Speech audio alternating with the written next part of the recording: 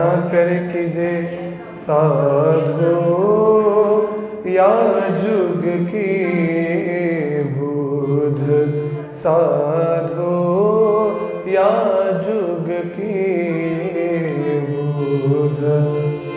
दुनिया मोह मध की छाकी, दुनिया मोह मध की छाकी, चली जात बेसुध साधो या जुग की बुध साधो या जुग की बुध।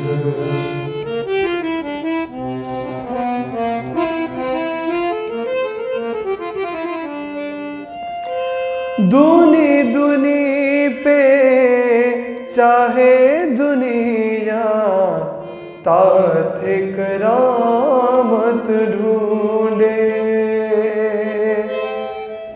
दूनी दूनी पे चाहे दुनिया, ताथे करामत ढूंढे। पीछे दो बराबर संगी, पीछे दो बराबर संगी, तब दिस छार मोड़े साधो या जुग की बुध साधो या जुग की बुध।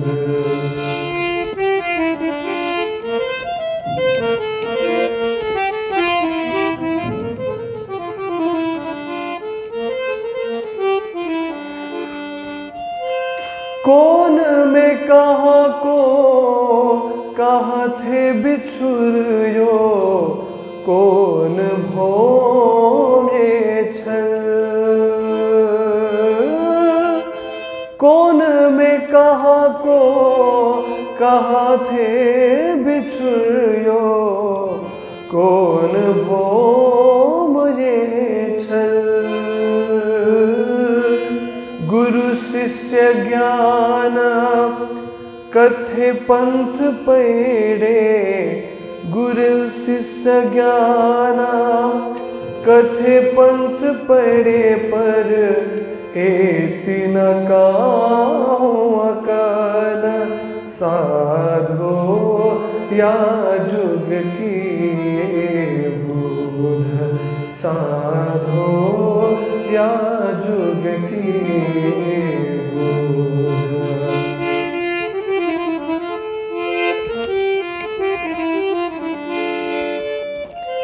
या घर में या बन में रहे, पर कहाँ कर बिना सतगुरु।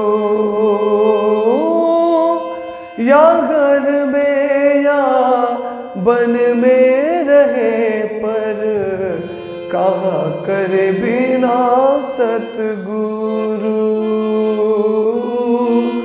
तोलो मकसूद क्यों कर होवे, तोलो मकसूद क्यों कर होवे, पाए ना अखंड घर साधो या जुग की बुध साधो या जुग की बुध।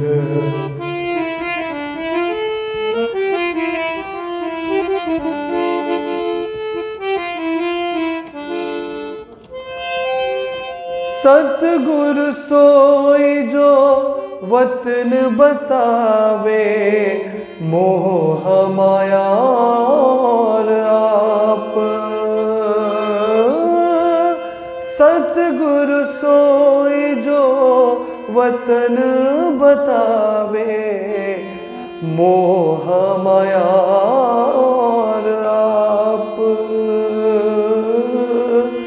पार पुरुष जो पर खावे महामत पर पुरुष जो पर खावे महामत तासो कीजे मिलाप साधो या जुग की बुध साधो या जुग की बुध दुनिया मोहा मद की छाकी दुनिया मोहा मद की छाकी चली जात बेसुध साधो या जुग की बुध साधो या जुग की बुध या जुग की बुध। कृष्ण कन्हैया लाल की जय।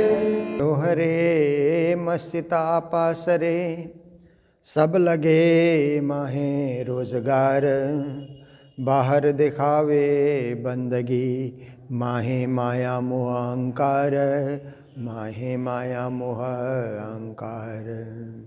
बोलो कृष्ण कन्हैया लाल की, श्री निजानंद स्वामी की, श्री प्राणनाथ प्यारे की, महारानी बाईजुराज की, महाराजा छत्रसाल की, गुरुजी मंगलदास महाराज की, श्री कृष्ण प्रणामी धर्म की, तीनों पुरी धाम की, सर्व सुंदर साथ की। जुदे जुदे भेष दर्शनी प्रणाम। उपस्थित धर्मप्राण शिरोमणि सुंदर साथ जी, माताएं, बहनें, भाइयों, ज्ञान गंगा, ज्ञान यमुना, ज्ञान सरस्वती, गंगा यमुना सरस्वती कहते हैं ना, भारत की पवित्र नदियाँ, भारत की नहीं विश्व की पवित्र नदियाँ, जिन नदियों के जल को अत्यंत पवित्र माना जाता है। तो देखिए, विश्व भर के हिंदू सनातन परंपरा से जो लोग जुड़े हुए हैं, वो गंगा यमुना सरस्वती ऐसे पावन नदी के दर्शन करते हैं, नहाते हैं, जल पीते हैं, जीवन को धन्य बनाते हैं। तो इसी प्रकार से ज्ञान भक्ति सेवा ये भी गंगा यमुना सरस्वती के समान ही है। ज्ञान गंगा में हम गोते लगाएंगे तो गंगा स्नान का फल अपने आप मिल जाएगा, और भक्ति में हम आनंदित होंगे, भजन भक्ति में आनंदित होंगे तो यमुना स्नान का फल मिलेगा। सेवा में समर्पित होंगे तो सरस्वती स्नान का फल मिल जाता है। देखिए, एक साथ आध्यात्मिक रूप से तीनों नदी के स्नान का फल हमको मिला, और उन नदियों के स्नान करने के लिए वहीं जाना पड़ेगा, संगम में ही जाना पड़ेगा। पर ये ज्ञान भक्ति सेवा रूपी सरिता में नहाने के लिए संगम जाना नहीं है, मंदिर आना है। अपने शहर शहर के मंदिर, गांव गांव के मंदिर, कस्बे कस्बे के जो मंदिर हैं, बस उन मंदिरों में जाना है। ज्ञान चर्चा सुनने से गंगा स्नान हो गया, और भजन भक्ति हम लोग करते हैं सुबह से। सेवा पूजा से हमारी भक्ति शुरू होती है। तब से लेकर के जितने भजन गाते हैं, जितनी वाणी गाते हैं, जितने पद गायन करते हैं, सब क्या है कि यमुना स्नान के समान ही है। फिर उसके बाद बने हम सेवा करते हैं, जो बने वो सेवा हम लोग करें तो सरस्वती स्नान हो जाता है। तन से सेवा, मन से सेवा, धन से सेवा, वचन से सेवा, कोई भी सेवा हम लोग जो कर सकते हैं अपनी क्षमता के हिसाब से, ऐसे नहीं कि क्षमता से बाहर कोई सेवा करे, वो भी अच्छी बात नहीं है। क्षमता के हिसाब से जो कुछ बन पड़े हम सेवा करते रहें तो त्रिवेणी स्नान का हमें फल घर बैठे मिलेगा, अपने मंदिर में बैठे बैठे हमको प्राप्त होगा। तो सुबह सुबह जो हम लोग वाणी चर्चा सुनते हैं ये गंगा स्नान के समान है। ऐसे परमधाम की वाणी है, दिव्य वाणी, पर इससे आत्मा का स्नान होता है। शरीर का स्नान तो पानी से होता है, पर आत्मा का स्नान वाणी से होता है ना, वाणी वचनों से आत्मा नहा लेती है, आत्मा में पवित्रता आ जाती है, विशुद्धता। इसके लिए हम लोग वाणी श्रवण करते हैं। तो श्री जी महाराज हमें बता रहे हैं, देखिए दुनिया में वाणी से स्नान क्यों करना। इंसान बड़ा नहीं होता है, इंसानियत बड़ी होती है ना। मनुष्य बड़ा नहीं होता है, मानवता कहते हैं ना, मानव बड़ा नहीं होता है, मानवता बड़ी होती है। तो मनुष्य बड़ा नहीं होता है, मनुष्यता कहते हैं ना, उसके गुण। व्यक्ति बड़ा नहीं है, गुण बड़ा होता है। अगर वो गुणी है तो उसका गुण बड़ा है, अवगुणी है तो वो बड़ा, कितना ही पैसे वाला हो, नेता हो, पढ़ा लिखा हो, कुछ भी हो, हम उसको मान्यता नहीं देते हैं, क्योंकि अवगुण की खान है। जहाँ गुण दिखलाई देता है उसी की पूजा होती है, गुण की पूजा होती है, रूप की पूजा नहीं होती है। इसीलिए हम गुणवान बने, ज्ञानवान बने, त्यागी बने, सेवाभावी बने और भक्ति भाव से परिपूर्ण बने। इसके लिए हम लोग वाणी का श्रवण करते हैं। तो श्री जी महाराज कहते हैं, जुदे जुदे भेष दर्शनी। उनके सामने तो सब आए हुए हैं ना, वेदांती लोग, ज्ञानी लोग चर्चा करने के लिए आए हुए हैं। तो कहते हैं कि यह दर्शन शास्त्र में भी अलग अलग संप्रदाय है। 6 दर्शन शास्त्र हैं, तो 6 प्रकार के विचार हैं, 6 प्रकार का वेश है, 6 प्रकार की जो है उनकी बोली, उनका सिद्धांत। तो जुदे जुदे वेश दर्शनी, दर्शन शास्त्र में भी अलग अलग भेद है, थोड़ा थोड़ा से सैद्धांतिक भेद होता है। अनेक इष्ट आचार, और कई कई लोगों ने अनेक इष्ट बना रखा है। एक देवता को नहीं भजते, अनेक को भजते हैं। तो अनेक में कौन कौन हमारी रक्षा करे, कौन हमारी रक्षा करे, क्योंकि एक को पुकारते हैं, फिर दूसरे को पुकारते हैं, तीसरे को पुकारते हैं। तो जैसे कहते हैं ना कि कोई आदमी पानी में डूबने लगा तो एक देवता को याद करता है, दूसरे को याद करता है। एक दृष्टांत है, गुरुजनों से ही हम लोग सुनते आए हैं। तो एक देवता को याद करता है तो वो आने की तैयारी करते हैं बचाने के लिए, फिर दूसरे को याद करता है, वो सोचते हैं वो चले जाएंगे, फिर तीसरे को याद करता है, चौथे को याद करता है, वो तो बहता ही जा रहा है। और सब देवता लोग एक दूसरे का मुंह देख रहे हैं, अभी उसको याद कर रहा है, उसको याद कर रहा है, कौन जाएगा।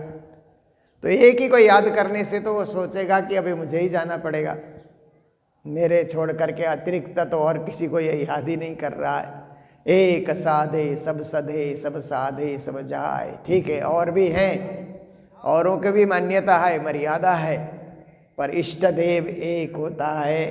पर लोगों को पता नहीं होने से अनेक इष्ट आचार, अनेक इष्ट बनाए हुए हैं, आचार विचार भी अनेक अनेक कर लेते हैं। तरह तरह की जो रहन सहन है, वो भी दिनचर्या है, वो भी सबका भिन्न भिन्न है। धरे नाम धनी के जुदे जुदे, और परमात्मा का नाम भी अलग अलग लेते हैं। पुरुषोत्तम, पूर्ण ब्रह्म, सच्चिदानंद, पर कई कई अलग नाम लेते हैं। तो त्रिदेव का नाम लेते हैं, या निर्गुण, निराकार, निरंजन, अलख, निगम, ऐसे ऐसे भी कई नाम परमात्मा के लोग रख देते हैं और कई नामों से पुकारते रहते हैं। अलग अलग नामों से परमात्मा को पुकारते हैं। जुदे जुदे नामे गावहीं, जुदे जुदे भेष अनेक, जिन कोई झगड़ो आप में धनी सबों का एक। श्री जी की वाणी है कि अलग अलग नामों से उनको पुकारा जा रहा है। आपके वेश, आपका संप्रदाय भी अलग अलग है, पर आपस में लड़ो मत, मालिक सबका एक है, स्वामी सबका एक है। केवल उसको पुकारने के लिए नाम अलग धरे गए तो लोग उसमें विभाजित हो जाते हैं। पर उस पूर्ण ब्रह्म परमात्मा की पहचान हो जाए तो सबका मालिक एक, सबका स्वामी एक, सर्वेश्वर ब्रह्म एक। तो इस प्रकार से उन दर्शनियों को समझा रहे हैं कि धरे नाम धनी के जुदे जुदे, मालिक का नाम भी अलग अलग आप ले रहे। पैड़े चले माया मोह अहंकार, आप धर्म के मार्ग में तो चल रहे हो पर माया मोह अहंकार तो अंदर भरा पड़ा है। बाहर दिखावे बंदगी कहते हैं ना, दिखा रहे हैं बाहर सेवा, अंदर में वो कुकर्म कर रहा है। बाहर दिखावे बंदगी, माहे करे कुकर्म काम, महामति पूछे ब्रह्म सृष्टि को, ये वैकुंठ जासी के धाम। चौपाई है श्री जी की। कहते हैं बाहर सेवा कर रहा है और अंदर झूठा काम कर रहा है, ठगी धंधा कर रहा है, लोगों को सता रहा है, पीड़ा दे रहा है या खाद्य खा रहा है। तो महामति ऐसे लोगों को पूछते हैं कि तुम वैकुंठ जाओगे कि धाम जाओगे, पर ऐसे लोग न वैकुंठ जाएंगे न धाम जाएंगे। ऐसे लोगों का तो इसी धरती में रच पच रहना होगा, या ज़्यादा ही उन्होंने बुरा काम कर लिया तो यमपुरी इनको जाना पड़ेगा। कोई वैकुंठ या धाम नहीं जा सकता।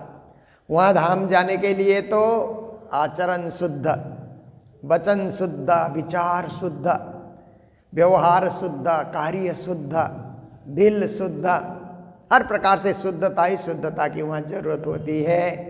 अंदर माया को बटोर करके, मोह को बटोर करके, अहम भाव को बटोर करके कोई परम धाम नहीं जाता।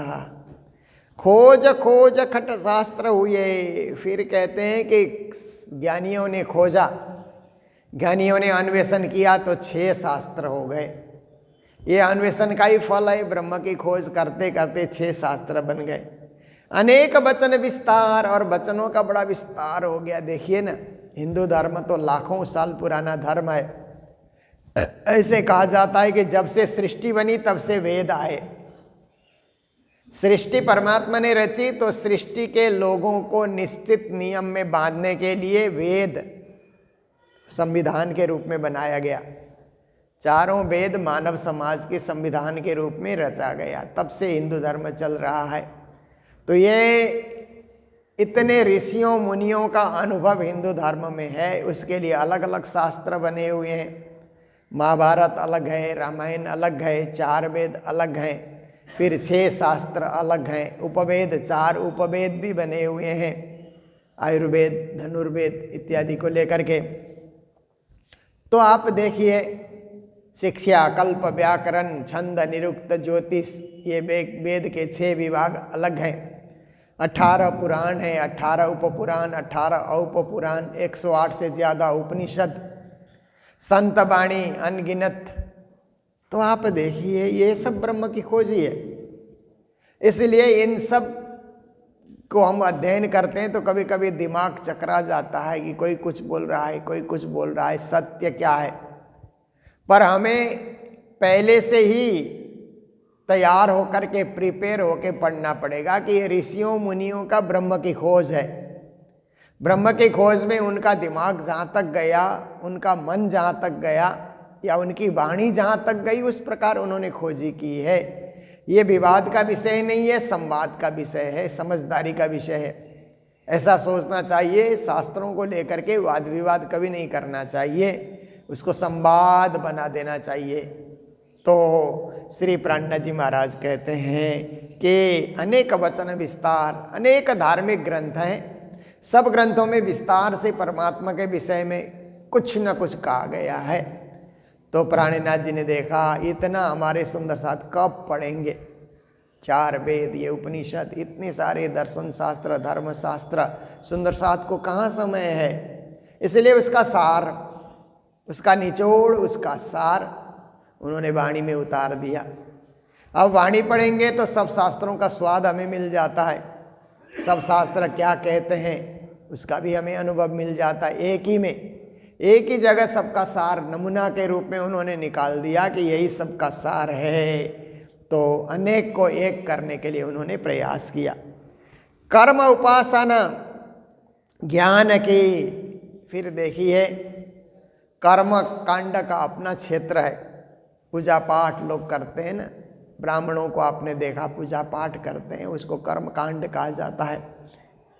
तो उसका अपना क्षेत्र है, अपने ढंग से पूजा कराते हैं, उनकी अपनी पद्धति है, क्योंकि बार बार उनको सिखाना पड़ता है, अब ये चढ़ाओ, ऐसे करो, बार बार सिखाना पड़ता है उन लोगों को, क्योंकि उनके हिसाब से वो पूजा कराते हैं।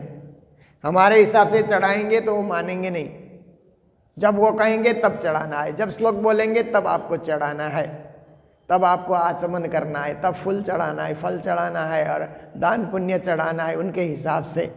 तो कर्मकांड का अपना हिसाब किताब है।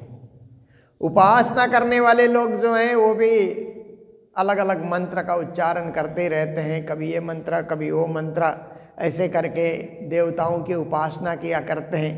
देवता भी अनेक हैं, अनेक देवता के अनेक मंत्र बने हुए हैं। तो कर्म का अपना क्षेत्र, उपासना का अपना क्षेत्र है। ज्ञान में भी लोग बड़े बड़े अलग अलग शास्त्रों की बातें करते हैं, तो ज्ञान में भी अलग अलग क्षेत्र बन जाते हैं।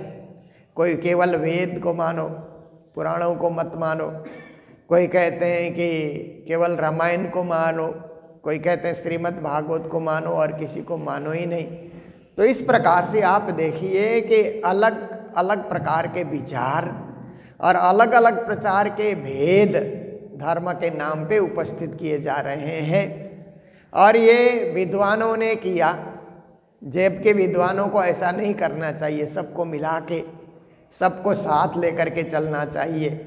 परंतु उन्होंने एक एक विचार को प्रश्रय दे करके, एक एक विचार को महत्व दे करके उन्होंने वाद विवाद जैसी स्थिति उत्पन्न कर दी। तो श्री जी महाराज कहते हैं मुझे इन सब को मिलाना है, इन सब अलग अलग भेदों को मुझे मिटा देना है और एक ही परब्रह्म की पूजा, एक ही परब्रह्म का ध्यान और एक ही परब्रह्म से लगन हो जाए, ऐसा काम मुझे करते चलना है। अनेक वचन विस्तार, ज़्यादा विस्तार में न जा करके संक्षेप में, सार संक्षेप में धर्म की बात करनी है, क्योंकि विस्तार का समय चला गया। कोई जमाना था कि विस्तार से सब काम होता था, अब जमाना आ गया है कि सार संक्षेप से काम होता है, थोड़े ही में काम हो जाता है। कोई जमाना था कि इतनी लंबी चिट्ठी लिखी जाती थी, 2, 3, 4, 5 पन्ने की चिट्ठी लिखी जाती थी, अब इतना छोटा सा मैसेज में काम बन जाता है, बहुत लिखना ही नहीं पड़ता है, बस थोड़ा सा मैसेज कर दीजिए तो काम बन जाता है। पूज्य महाराज जी को हम लोग सब प्रणाम करते हैं। आप सब भी बैठे बैठे वहीं से हाथ जोड़ करके प्रणाम करें। और फिर एक सप्ताह के बाद महाराज जी यहीं पधार रहे हैं फिर से आनंद बरसाने के लिए, क्योंकि महाराज जी का नाम ही आनंद है, तो हमेशा जहाँ भी जाते हैं आनंद बरसाते रहते हैं। तो देखिए, कर्म उपासना ज्ञान की, तो ये जो भेड़ियाँ हैं, कर्म की, उपासना की, ज्ञान की, और भक्ति में भी भेद है। कई कई प्रकार की सगुण भक्ति, निर्गुण भक्ति, परा भक्ति। तो हमें तो परा प्रेम लक्षणा भक्ति का ही अनुसरण करना है। वाणी थकी माहे माया मोह अहंकार। फिर कहते हैं कि कई कई लोगों की जो वाणी है माया मोह अहंकार के चलते थक जाती है, वाणी रुक जाती है, कुछ बोला नहीं जाता। ब्रह्म के विषय में कुछ प्रार्थना करने के लिए तैयार हो जाएं तो भी कई कई लोगों से प्रार्थना नहीं हो पाती, उनकी वाणी रुक जाती है, क्योंकि उनकी गम नहीं है, पहुँच नहीं है। तो करेंगे क्या? पहुँच चाहिए। जैसे कबीर साहब ने कहा ना, चलते चलते पाँव थकित भय नगर रहा 9 कोस, बीच में डेरा पड़ गया कबीरा किसे दे दोष। कबीर कहते हैं मैं ब्रह्म की खोज में चल रहा हूँ, चलते चलते चलते मेरे पाँव थक गए, अब चलने की क्षमता नहीं है, और जिस नगर में मुझे जाना है वो 9 कोस की दूरी पे है, अब कैसे चले, मेरे तो पाँव ही थक गए, मेरे से चला ही नहीं जाता, बीच में डेरा पड़ गया, मेरा वहीं डेरा बन गया। कबीरा किसे दे दोष, अब किसको दोष दें? तो इसका हम लोग ऐसे अर्थ करते हैं कि कबीर ने अक्षरधाम तक का अनुभव कर लिया, क्योंकि कबीर साहब अक्षर की पंच वासना के अंतर्गत आते हैं, तो अक्षरधाम तक का उन्होंने ध्यान कर लिया। पर 9 लाख कोस की दूरी है अक्षरधाम से परम धाम, पर उन्होंने 9 का अंक उच्चारण किया, 9 कोस का, 9 लाख कोस को 9 कोस उन्होंने कहा, एक ही बात है। क्योंकि दूरी तो दूरी है। तो अपने ढंग से उन्होंने लिखा। तो कहते हैं मैं किसे दोष दूं, मेरा डेरा तो आ गया। जब अपना डेरा आता है तो आगे बढ़ने के लिए कोई प्रयास भी नहीं करता। अब देखिए रेल जहाँ से स्टार्ट होती है ना ट्रेन, तो ट्रेन में कितने लोग भर करके बैठते हैं, फिर चलते चलते उनका स्टेशन आता है, उनका घर आता है तो उतर जाते हैं, पहुँचने के ठिकाने तक तो थोड़े ही रह जाते हैं। सबका डेरा बीच बीच में आ गया तो उतर गए। ऐसे ही हमारा भी कबीर कहते हैं डेरा आ गया मैं उतर गया। पर श्री कृष्ण प्रणामी परंपरा में तो डेरा सबसे दूर है, सबसे परे का डेरा है। परम धाम तो सबसे परे का धाम है ना, उससे परे कोई धाम है नहीं। उससे इधर इधर तो कई धाम बने हुए हैं, पर वो लास्ट डेस्टिनेशन, लास्ट केंद्र है। तो वहाँ तक जाने के लिए हमें थकना नहीं है। अथक बोलते हैं ना, अथक गति से हमें कदमों का आगे बढ़ाते चलना है। थक गए ऐसा नहीं कहना चाहिए, माला जपते जपते थक गए ऐसा नहीं बोलना चाहिए, क्योंकि माला जप करके कोई थके वो शब्द ही राज्य के लिए अच्छा नहीं लगेगा। परिक्रमा करते करते हम थक गए कोई बोले, वो भी अच्छा नहीं है। परिक्रमा आप करिए, आपको किसने कहा 108 करो, तो आप खुद ही कर रहे हैं, फिर खुद ही थक गए, इसीलिए कम करो और थकने का अनुभव भी न करो। परिक्रमा करने में स्वाद आए कि और करें, ऐसे परिक्रमा में स्वाद आते हुए आप छोड़ देंगे तो कल भी करेंगे। एक दिन करके थक गए तो फिर आप बार बार नहीं करेंगे। इसलिए माला उतना ही जपिए जिसमें आप थके नहीं, भजन उतना ही गाइए जिसमें आप थके नहीं, सेवा उतनी आप कीजिए जिसमें आप थके नहीं। तो इस तरह से उत्साह से हमें काम करना है, जितना हो सके प्रेम से, उत्साह से, भावना से, भक्ति से समर्पित होकर के कार्य करना है। जब तक कार्य करें समर्पित होकर के कार्य करें। आधा अधूरा मन से काम नहीं होता है, आधी अधूरी भक्ति भी नहीं होती है। तो इसके लिए समर्पण सबसे बड़ी बात है। पर समर्पण होने में ये माया मोह अहंकार है ना, ये बाधाएं हैं। कभी कभी अब भक्ति करने का मन तो होता है, पर माया का चक्कर चलता है ना दुनिया में, घर परिवार समाज संसार व्यापार व्यवहार, ये सब माया का चक्कर है, वो भी चलाना ही पड़ता है, गुजारे के लिए वो सब करना पड़ता है। पर जब तक भक्ति करें वो बाधा न डालें। आधा घंटा भक्ति करें तो माया मोह अहंकार बाधा न डालें, इसके लिए हमें होश रखना होगा। बाकी दिन भर तो उसी के चक्कर में हम घूमते रहेंगे, क्योंकि दुनिया में है तो दुनिया की रीत से चलना पड़ता है। तो पर वही हमारा लक्ष्य नहीं है, वो तो एक गुजारा है। संसार में है तब तक संसार की विधि से हमें चलना है, पर हमारा लक्ष्य कुछ और है, हमारी प्राप्ति कुछ और है, हमारा गंतव्य कुछ और है, हमारा मार्ग कुछ और है। उस मार्ग में अग्रसर होने के लिए इन व्यवस्थाओं को हमने स्वीकार कर लिया। राज्य ने संसार में भेजा तो संसार की व्यवस्था को हमने स्वीकार कर लिया, पर हमारा लक्ष्य संसार के व्यवस्था को सुधारना या उसी में रच पच रहना नहीं है, फिर से राज्य के चरणों में जाना। उन सब खेल को देखते हुए, उन सब व्यवस्थाओं को देखते हुए फिर से उन्हीं में मन लगाना, उन्हीं के चरणों में झुके रहना, ये हमारा लक्ष्य है। तो बीच बीच में माया का, मोह का, अहंकार का, माया सताती है मोह के रूप में। जगत मोहिनी है ना माया, तो सर्वव्यापक है माया, 14 लोक तक माया का विस्तार है। और छोटे छोटे रूप में हमारे अंदर जो माया की लहरें चलती है उसको मोह कहा जाता है। इसीलिए अच्छी तरह माया और मोह को समझने के लिए हम उदाहरण देते हैं। माया माँ है, मोह बेटा है। माँ तो व्यापक होती है ना, बेटा सीमित होता है, पर माँ भी तो कुछ ना कुछ करती है। ये मोहिनी माया है तो सबको मोहित करने का कार्य माया कर ही रही है। और मोह भी बेटे के रूप में कहीं ना कहीं किसी चीज़ से हमको बांध करके रख देता है। और दोनों सिद्ध नहीं होते हैं तो अहंकार आ जाता है, फिर गुस्सा भी आता है, फिर लड़ाई भी हो जाती है, ये क्यों नहीं वो क्यों नहीं। घर में भी माया मोह के चक्कर चलते किसी मेंबर को, किसी सदस्य को गुस्सा आता है ना, तो वो जोर जोर से चिल्लाने लगता है, ये नहीं हुआ, वो नहीं हुआ, ऐसे नहीं, वैसे नहीं, ऐसा करके।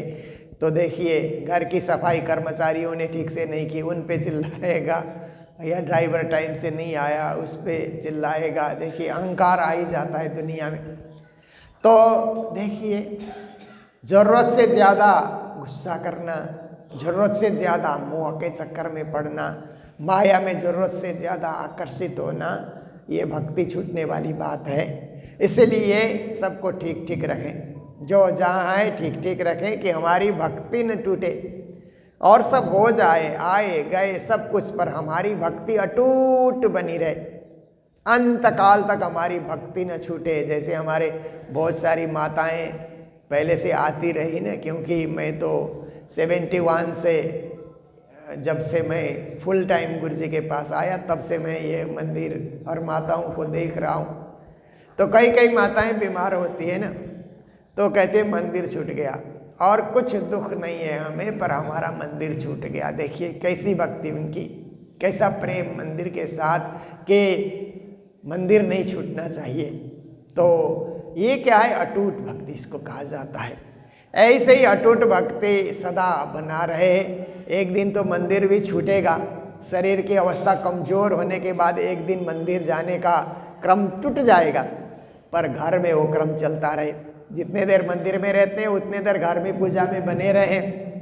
वो पलंग में बैठ गए तो उतनी देर हम माला जाप करते रहे। माला जाप करने की क्षमता भी छूट गई तो मन से राधश्याम हम बोलते रहे उतने देर के लिए, तो हम अटूट भक्ति में लगेंगे। और अटूट भक्ति को ही पराप्रेम लक्षणा भक्ति कहा जाता है।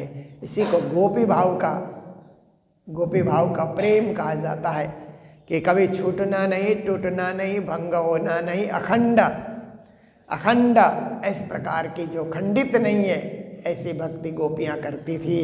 और वही भक्ति प्राणनाथ जी हमें सिखा रहे हैं, किस प्रकार की उपासना करो। तो आज का भी हमारा समय हो चुका है। हम लोग तो रोज़ ही चर्चा में मिलते ही हैं।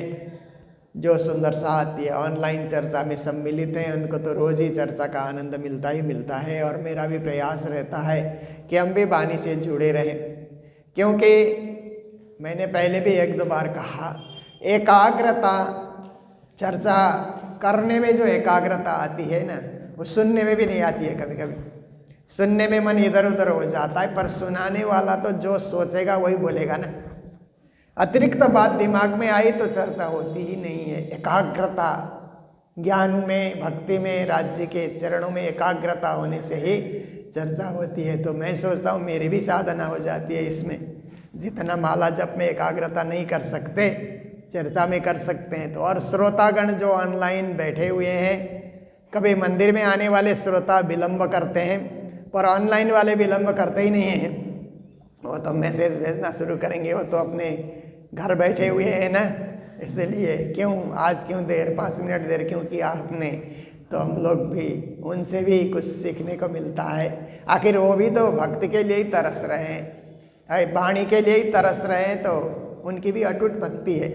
तो ये राज्य की कृपा से चलता रहे। और हम लोग तो एक वार्षिक कार्यक्रम से अभी हम लोग निवृत्त हुए हैं, पर कभी निवृत्ति होती नहीं, फिर वो दूसरा वार्षिक आ ही जाता है। तो मंगलधाम का भी अब वार्षिक भी है। होली महोत्सव 85वां होली महोत्सव इस बार का है। और 108 बरहन, फिर संत गुरुजनों का उपदेश, वाणी चर्चा, श्रीमद् भागवत, कृष्ण कथा, ये सब विविध कार्यक्रम होंगे। आप सब लोग भी अपने समय के अनुकूल से आप सब लोग भी आएंगे, दर्शन करेंगे और अपने जीवन को धन्य बनाएंगे। इन्हीं शब्दों के साथ चौपाई दोहराते हुए प्रसंग को विराम दे रहे। बोलो सतगुरु महाराज की, श्री प्राणनाथ प्यारे की, सर्व सुंदर साथ की। खोजा खोज सट शास्त्र हुए,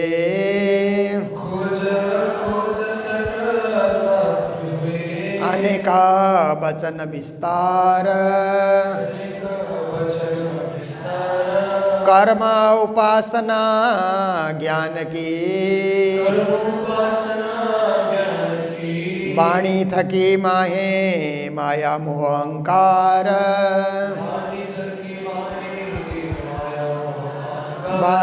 थकी माहे माया मोह अहंकार।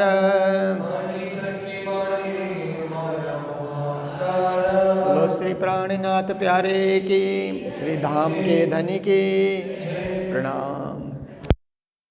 पिया तुम होठे से कीजियो वे अर्ज करो मेरे प्रिय जी। हम जैसे जीव करो मेरा तड़प तड़प जाए जीव जी। जीवया तो जीवे नहीं क्यों मेरे दिल की निराश जी। तुम्हारे नाम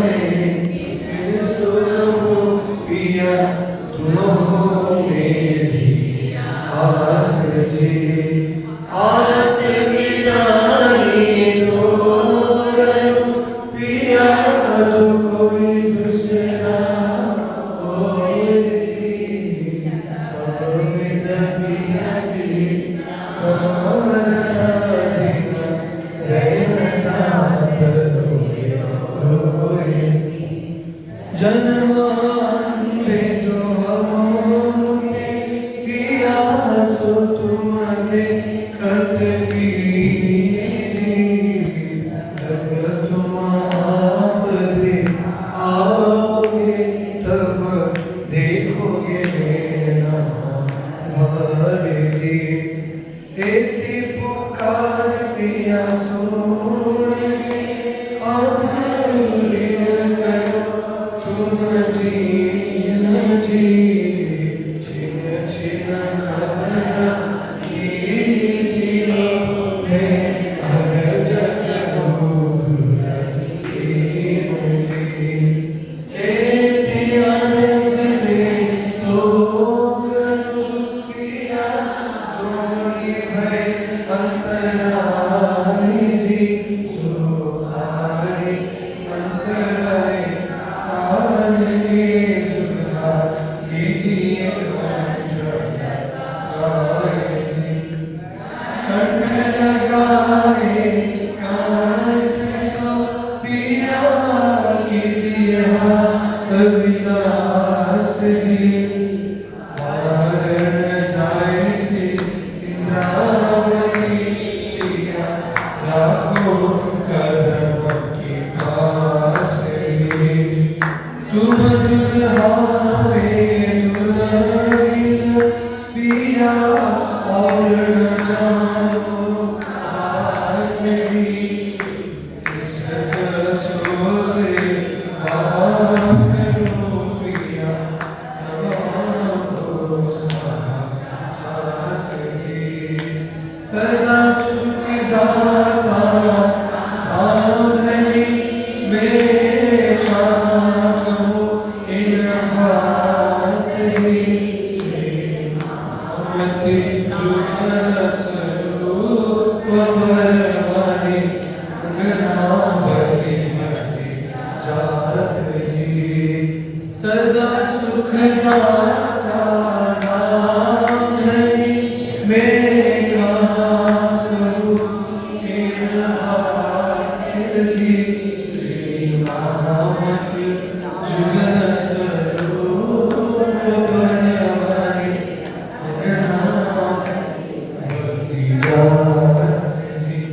पिया तुमको ऐसी कीजियो वे अर्ज करो मेरे प्रिय जी।